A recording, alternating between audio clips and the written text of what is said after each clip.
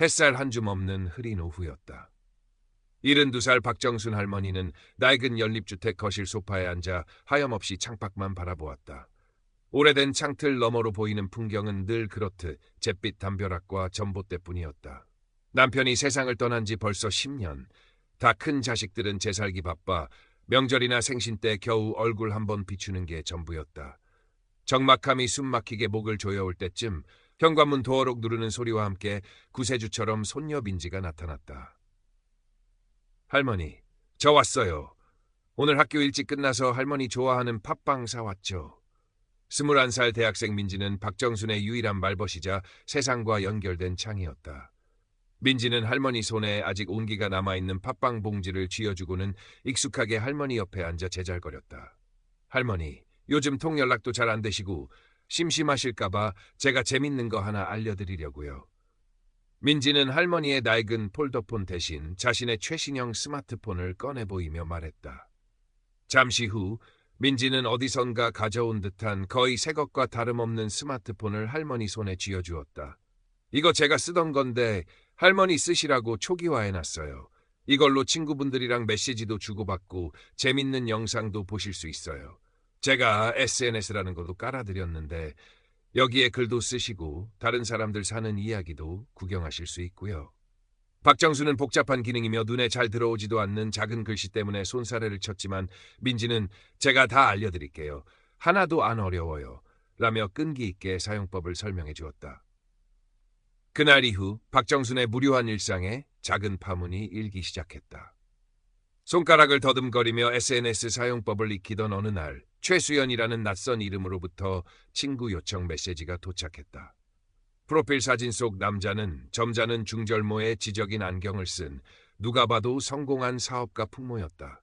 자식들 말고는 교류하는 사람이 거의 없던 박정순에게는 생소한 경험이었다. 망설임 끝에 친구 수락 버튼을 누르자 곧바로 다정한 첫인사 메시지가 도착했다. 박정순 여사님, 안녕하세요. SNS에서 우연히 여사님의 소박하고 따뜻한 글을 보고 깊은 인상을 받았습니다.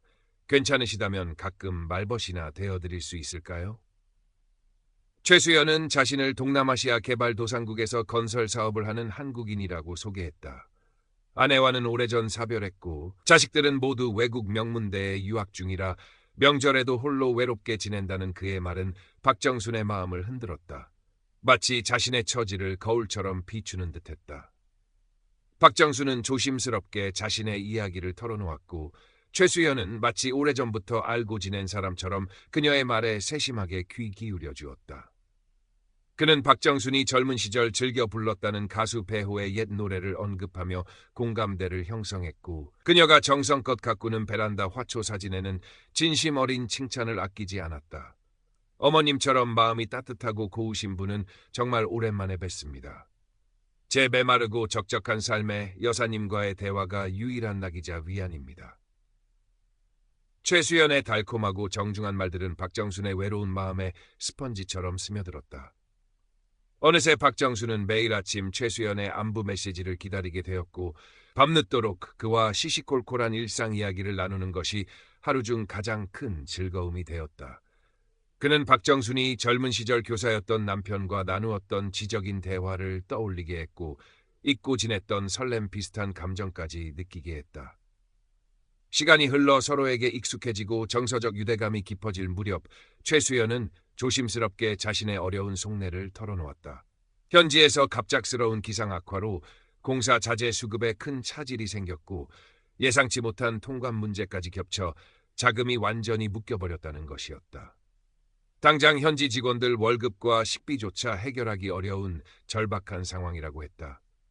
그는 박정순에게 급하게 200만 원만 빌려주면 며칠 내로 문제가 해결되는 대로 이자와 함께 두둑이 살해하겠다고 간청했다. 박정순은 망설였다.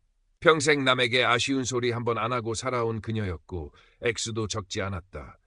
하지만 화면 너머로 전해지는 그의 절박한 목소리와 그동안 쌓아온 신뢰감, 그리고 그가 처한 안타까운 상황에 마음이 약해졌다. 이런 사람이 설마 나를 속이랴. 그리고 이 정도 돈은 나중에 자식들한테 손 벌리지 않고 내 힘으로 갚을 수도 있겠지. 짧은 고민 끝에 그녀는 남편이 남긴 유산 중 일부이자 자식들 몰래 비상금으로 간직해온 통장에서 200만 원을 찾아 최수연이 알려준 낯선 이름의 계좌로 송금했다. 송금 확인 메시지를 보내자 최수연은 거의 울먹이는 듯한 목소리로 연신 고맙다고 말했다. 여사님, 정말 감사합니다. 이 은혜는 평생 잊지 않겠습니다. 곧 큰 계약이 성사될 예정이니 그때는 지금 빌린 돈의 몇 배로 보답하겠습니다. 여사님 노후는 제가 책임지겠습니다. 그 말에 박정수는 자신이 어려운 사람을 도운 옳은 일을 했다고 믿었다. 그리고 어쩌면 자신의 노후가 조금은 더 풍족해질 수도 있겠다는 막연한 기대감마저 품었다. 그러나 그것은 박정순의 불행의 시작에 불과했다. 며칠 후 최수연은 갑작스러운 사고로 현지 직원이 크게 다쳐 응급수술을 받아야 하는데 병원비가 급하게 필요하다며 눈물로 호소하며 다시 돈을 요구했다. 박정수는 또다시 그의 간곡한 부탁과 딱한 사정을 외면하지 못했다. 사람 목숨이 달린 일인데 어찌 모른 척하랴. 그녀는 다시 한번 통장에서 돈을 꺼내 붙였다. 그 후로도 최수연의 돈 요구는 끝없이 이어졌다. 중요한 사업 계약에 현지 공무원에게 줄 로비 자금이 급하다.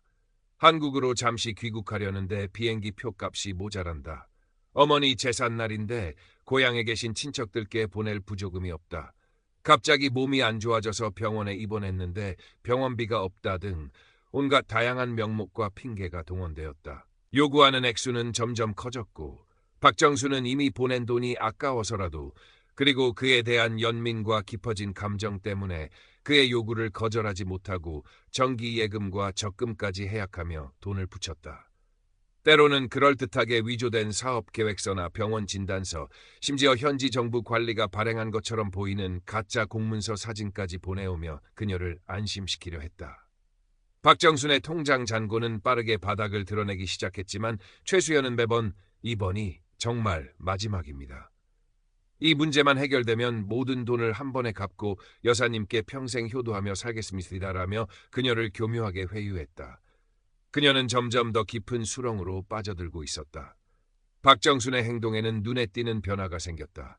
예전에는 해가 지면 바로 잠자리에 들던 그녀가 밤늦게까지 스마트폰을 붙들고 누군가와 메시지를 주고받았고 때로는 어두운 방에서 혼잣말을 하거나 한숨을 내쉬기도 했다.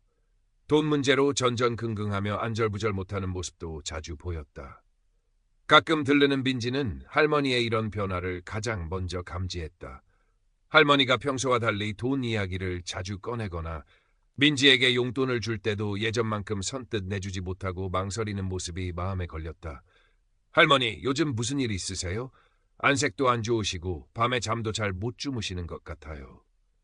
민지가 걱정스럽게 묻자 박정수는 아니다, 별일 아니다. 나이 들어서 그런가 보다라며 애써 태연한 척했지만 눈빛은 불안하게 흔들리고 있었다. 민지는 할머니가 평생 아껴온 오래된 장롱 속 예금 통장들이 하나둘 사라지고 심지어 자식들 몰래 벽장 깊숙이 숨겨두었던 비상금 봉투까지 비어있는 것을 우연히 목격하고는 덜컥 겁이 났다. 민지는 할머니가 최수연이라는 사람과 자주 연락하는 것을 알고 있었지만 그저 외로운 할머니의 말벗 정도라고만 생각했었다. 하지만 상황은 생각보다 심각해 보였다. 민지는 할머니 몰래 최수연이라는 인물에 대해 인터넷으로 샅샅이 검색하기 시작했다. 최수연이 SNS 프로필에 올려둔 사진이 어딘가 어색하고 부자연스럽다는 느낌을 받았던 터였다. 구글 이미지 검색 기능을 이용해 사진을 추적한 결과 놀랍게도 그 사진은 몇 년 전 은퇴한 외국의 한 대학 교수 사진을 도용한 것이었다. 또한 그가 언급했던 동남아시아의 건설 회사 이름은 인터넷 어디에서도 찾아볼 수 없는 유령 회사였고 그가 보내왔다는 사업 관련 서류의 양식은 조악하기 짝이 없었다. 민지는 등골이 오싹해지는 것을 느꼈다. 설마 할머니가 사기를 당하고 계신 건가? 민지는 당장 할머니에게 이 사실을 알려야 할지 고민했다. 하지만 평생 남에게 속아본 적 없는 순진한 할머니가 이 사실을 쉽게 받아들일 수 있을지 오히려 충격으로 쓰러지시는 건 아닐지 걱정되었다. 민지는 우선 증거를 더 모으기로 결심했다. 그리고 할머니가 최수연에게 돈을 보내는 것을 최대한 막아야 했다. 며칠 뒤 최수연은 박정순에게 또다시 연락해왔다. 이번에는 한국에 있는 아들이 갑자기 교통사고를 당해 급하게 수술비가 필요한데 외국이라 송금이 바로 안 된다. 제발 마지막으로 한 번만 더 도와달라. 이번에는 정말 이 돈만 해결되면 모든 것을 정상으로 돌려놓을 수 있다며 눈물로 호소했다. 그는 피투성이가 된 젊은 남자의 사진과 병원에서 발행한 것처럼 보이는 긴급 수술 동의서까지 보내왔다. 박정수는 이미 가진 돈이 거의 없었지만 자식 같은 젊은이가 사경을 헤맨다는 말에 또다시 마음이 흔들렸다. 그녀는 민지 몰래 마지막 남은 폐물 몇 점을 처분해서라도 돈을 마련해 주려 했다. 이 사실을 눈치챈 민지는 더 이상 지체할 수 없다고 판단했다. 민지는 박정순에게 자신이 찾아낸 증거들을 하나씩 보여주며 차분하지만 단호하게 설명했다. 할머니, 이 사람 최수연이라는 사람 아무래도 사기꾼 같아요. 할머니한테 보낸 사진도 다 가짜고 회사도 없어요. 할머니, 제발 정신 차리세요. 박정수는 처음에는 완강히 부정했다. 아니다, 민지야. 네가 뭘 잘못 안 거다. 수연 씨는 그럴 사람이 절대 아니야. 그는 나한테 얼마나 진심이었는데 네가 뭘 안다고 함부로 말하니. 그녀는 민지에게 오히려 화를 내며 최수연을 감쌌다. 평생 순하고 정직하게 살아온 박정순에게 누군가 자신을 악의적으로 속였다는 사실은 도저히 받아들일 수 없는 현실이었다. 민지는 울음을 터뜨리며 할머니에게 매달렸다. 할머니, 제발 제 말 좀 믿어주세요. 이대로 가다간 할머니 평생 모은 재산 다 달리고 길거리에 나앉게 생겼어요. 저 이 사람하고 똑같은 수법으로 사기치는 사람들 이야기 인터넷에서 많이 봤단 말이에요. 그때 박정순의 스마트폰으로 최수연에게서 전화가 걸려왔다. 평소처럼 다정하고 걱정스러운 목소리였다. 여사님, 혹시 아드님 수술비는 어떻게 좀... 제가 정말 면목이 없습니다만. 민지는 할머니의 전화기를 빼앗아 들고 스피커폰으로 전환한 뒤 소리쳤다. 당신 누구야? 우리 할머니한테 왜 자꾸 돈 요구하는 건데? 당신 정체가 뭐야? 순간 전화기 저편의 목소리가 멈칫했다. 그리고는 언제 다정했냐는 듯 차갑고 위협적인 목소리가 흘러나왔다. 어린 것이 뭘 안다고 끼어들어? 네 할머니가 좋아서 주는 돈인데 네가 무슨 상관이야? 당장 전화 안 끊으면 험한 꼴 볼 줄 알아. 그제야 박정수는 뭔가 크게 잘못되었다는 것을 어렴풋이 깨닫기 시작했다. 평소 자신에게 한없이 다정하고 예의 바르던 최수연의 목소리가 아니었다. 너무나도 차갑고 난폭한 전혀 다른 사람의 목소리였다. 박정순의 얼굴이 하얗게 질렸다. 민지는 굴하지 않고 계속해서 따져 물었다. 당신이 보낸 사진들 다 가짜인 거 알고 있어. 당신 회사도 유령 회사인 거 다 안다고. 당장 우리 할머니 돈 다 돌려내지 않으면 경찰에 신고할 거야. 신고해봐. 잡을 수 있으면 어디 한번 잡아보시지. 네 할머니 돈은 이미 안전하게 내 주머니 속에 있으니까. 전화는 그렇게 일방적으로 끊겼다. 잠시 후 최수연의 SNS 계정은 흔적도 없이 사라졌다. 박정수는 그 자리에 망연자실하게 주저앉았다. 민지가 보여준 증거들과 방금 전 통화 내용이 뒤섞여 머릿속을 혼란스럽게 헤집었다. 믿고 싶지 않았지만 모든 것이 사실이었다. 자신이 지난 몇 달간 진심을 다해 대한 사람이, 자신의 외로움을 위로해주고 미래를 약속했던 사람이 결국은 자신의 돈을 노린 파렴치한 사기꾼이었다는 사실을 받아들여야 했다. 배신감과 수치심, 그리고 평생 모은 돈을 잃었다는 절망감에 눈앞이 캄캄해졌다. 어느덧 시간은 흘러 박정순이 최수연에게 송금한 돈은 자그마치 5천만 원에 육박했다. 이제 그녀에게 남은 돈이라고는 당장 다음 달 생활비와 현재 살고 있는 낡은 연립주택 한 채가 전부였다. 최수연은 그런 박정순의 마지막 남은 재산마저 노리고 있었던 것이다. 그가 마지막으로 요구했던 아들 수술비는 사실 박정순의 집을 담보로 대출을 받아 마련하도록 유도하기 위한 또 다른 거짓말이었을 가능성이 컸다. 만약 민지가 조금만 늦었더라면 박정수는 평생 살아온 남편과의 소중한 추억이 깃든 집마저 잃을 뻔했다. 그날 밤 박정수는 한숨도 자지 못했다. 어둠 속에 홀로 누워 지난 몇 달간의 일들을 되짚어보았다. 최수연의 다정한 메시지들, 그의 안타까운 사연들, 그리고 그를 돕기 위해 망설임 없이 돈을 붙이던 자신의 모습들이 주마등처럼 스쳐 지나갔다. 그 모든 것이 거짓이었다는 사실은 그녀의 가슴을 갈기갈기 찢어놓는 듯했다. 내가 왜 그랬을까? 그깟 돈 때문에 아니, 돈 때문이 아니었지. 지독한 외로움 때문이었어. 그 악마 같은 놈은 내 외로움을 파고들어 나를 철저히 농락한 거야.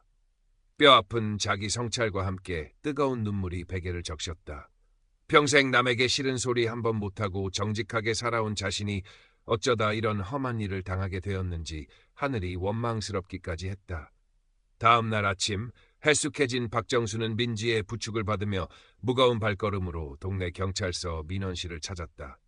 피해 사실을 진술하고 고소장을 접수했지만 담당 형사는 로맨스 스캠, 특히 해외에 서버를 둔 온라인 사기의 경우 범인 검거와 피해 회수가 매우 어렵다는 현실적인 답변을 내놓았다. 최수연이 사용한 계좌는 이미 지급 정지된 대포 통장이었고 그가 사용한 전화번호 역시 대포폰일 가능성이 높았다. IP 주소를 추적해봐도 해외 여러 국가를 경유하는 등 교묘하게 자신의 흔적을 감췄을 것이라고 했다. 희망보다는 절망이 더 크게 다가왔지만 옆에서 묵묵히 자신의 손을 잡아주는 민지의 따뜻한 온기가 그나마 작은 위안이 되었다. 집으로 돌아온 박정수는 깊은 우울증과 무기력감에 시달렸다. 한때 삶의 유일한 낙이자 세상과 소통하는 창구였던 스마트폰은 이제 쳐다보기도 싫은 흉물이 되었다. 밤에는 악몽에 시달렸고 낮에는 멍하니 창밖만 바라보며 자책과 후회로 시간을 보냈다. 식욕도 없어 제대로 먹지도 못했고 잠도 제대로 이루지 못해 나날이 야위어갔다. 그녀의 얼굴에서는 웃음기가 완전히 사라졌다. 하지만 절망의 늪에서 박정순을 건져 올린 것은 역시 손녀 민지였다. 민지는 학교 수업이 없는 날이면 어김없이 할머니 집을 찾아와 말벗이 되어주고 함께 장을 보고 음식을 만들며 기분 전환을 도왔다. 또한 인터넷을 통해 로맨스 스캠 피해자들을 위한 심리상담 지원 프로그램과 자조 모임 정보를 알아보고 할머니에게 참여를 권유했다. 처음에는 다 늙어서 무슨 상담이냐, 내 잘못으로 생긴 일이니 내가 안고 가야지라며 완강히 거부하던 박정순도 손녀의 진심 어린 설득과 끊임없는 노력에 조금씩 마음을 열기 시작했다. 용기를 내어 찾아간 피해자 자조 모임에 나간 첫날, 박정수는 자신과 비슷한 아픔을 겪은 사람들이 생각보다 많다는 사실에 놀라면서도 한편으로는 동병상련의 위안을 받았다. 젊은 시절 대학 교수였다는 노신사부터 평생 시장에서 장사를 해온 할머니까지 다양한 사람들이 로맨스 스캠의 덫에 걸려 힘겨워하고 있었다. 서로의 경험을 솔직하게 공유하고 아픔을 나누면서 그녀는 더 이상 혼자가 아니라는 사실을 깨달았다. 심리 상담을 통해 자신의 감정을 건강하게 표현하는 법을 배우고 상처받은 자존감을 회복하기 위해 노력했다. 나는 바보가 아니었어. 단지 외로웠고 사람을 너무 쉽게 믿었을 뿐이야. 그건 죄가 아니잖아. 그녀는 조금씩 자신을 용서하는 법을 배우기 시작했다. 시간이 약이라는 말처럼 박정순의 마음의 깊은 상처도 아주 더디지만 조금씩 아물어갔다. 물론 하루아침에 모든 것을 잊고 예전의 활기찬 모습으로 돌아갈 수는 없었다. 최수연이라는 이름은 여전히 그녀에게 깊은 트라우마로 남아있었고 불쑥불쑥 떠오르는 배신감과 분노의 기억에 밤잠을 설치기도 했다. 하지만 그녀는 더 이상 과거의 어두운 그림자에 얽매여 자신을 학대하지 않았다. 어느 날 동네 구청에서 운영하는 어르신 디지털 금융 안전교육 프로그램 안내문을 보게 되었다. 예전 같으면 복잡하고 어렵다고 쳐다보지도 않았을 테지만 박정수는 잠시 망설이다 용기를 내어 교육 신청을 했다. 자신과 같은 어리석은 피해자가 더 이상 생기지 않기를 바라는 마음, 그리고 더 이상 세상의 변화에 뒤처지지 않고 당당하게 살아가고 싶다는 작은 소망 때문이었다. 교육을 통해 그녀는 스마트폰의 다양한 보안 기능과 온라인 금융거래 시 주의사항, 그리고 날로 교묘해지는 신종사기 수법과 예방법 등에 대해 배우며 디지털 세상에 대한 이해를 넓혀갔다. 함께 교육을 받는 다른 노인들과 이야기를 나누며 새로운 사회적 관계를 형성하기도 했다. 사기꾼 최수연은 여전히 잡히지 않았다. 그가 사용한 계좌는 이미 지급 정지된 대포통장이었고 그가 사용한 전화번호 역시 대포폰일 가능성이 높았다. 경찰은 국제 공조 수사를 통해 범인을 추적하고 있다고 했지만 현실적으로 검거는 요원해 보였다. 민지 역시 틈틈이 온라인 사기 관련 정보를 찾아보고 다른 피해자들의 사례를 공유하며 작은 단서라도 발견하기 위해 노력했지만 뚜렷한 성과는 없었다. 어느 눈부시게 화창한 봄날 오후, 박정수는 민지와 함께 집 근처 올림픽 공원을 산책하고 있었다. 따스한 햇살 아래 만개한 벚꽃이 눈송이처럼 흩날리고 있었다. 그녀의 얼굴에는 오랜만에 잔잔하지만 편안한 미소가 떠올랐다. 아직 갈 길이 멀고 마음의 상처가 깨끗이 아문 것은 아니었지만 그녀는 더 이상 절망의 어둠 속에 갇혀 있지 않았다. 그녀의 곁에는 언제나 든든한 지원군인 사랑하는 손녀가 있었고 함께 아픔을 나누고 서로를 격려하는 새로운 이웃들이 있었으며 무엇보다 스스로 일어서려는 강한 의지가 그녀 안에 단단하게 자리 잡고 있었다. 공원 호숫가 벤치에 앉아 잠시 숨을 고르던 박정수는 옆에 앉은 민지의 손을 가만히 잡았다. 거칠어진 자신의 손과는 달리 젊고 따뜻한 손녀의 손길이 고맙고 미안했다. 민지야, 정말 고맙다. 네가 아니었으면 이 할미는 아마 지금쯤 어떻게 되었을지 상상도 하기 싫구나. 할머니, 그런 말씀 마세요. 우린 한 가족이잖아요. 할머니가 힘내셔서 이렇게 다시 웃으시니 제가 더 기뻐요. 민지는 할머니의 손을 마주 잡으며 봄 햇살처럼 환하게 웃었다. 박정수는 그런 손녀를 바라보며 다시 한번 삶의 소중함과 인간적인 유대의 따뜻함을 가슴 깊이 느꼈다. 사기꾼은 그녀에게서 평생 모은 소중한 돈을 빼앗아갔지만 그 모든 모진 시련 속에서도 결코 빼앗아갈 수 없는 것이 있다는 것을 그녀는 이제 분명히 깨달아가고 있었다. 그것은 바로 절망 속에서도 다시 피어나는 희망과 서로를 보듬는 사랑, 그리고 어떤 어려움 앞에서도 꺾이지 않고 다시 시작할 수 있는 인간의 강인한 용기였다. 저 멀리 새로 돋아난 연두빛 나뭇잎들이 따스한 봄바람에 싱그럽게 춤을 추고 있었다. 마치 박정순 할머니의 조용하지만 강인한 새로운 시작을 온 마음으로 응원하는 것처럼 그녀는 이제 더 이상 외롭지 않았다.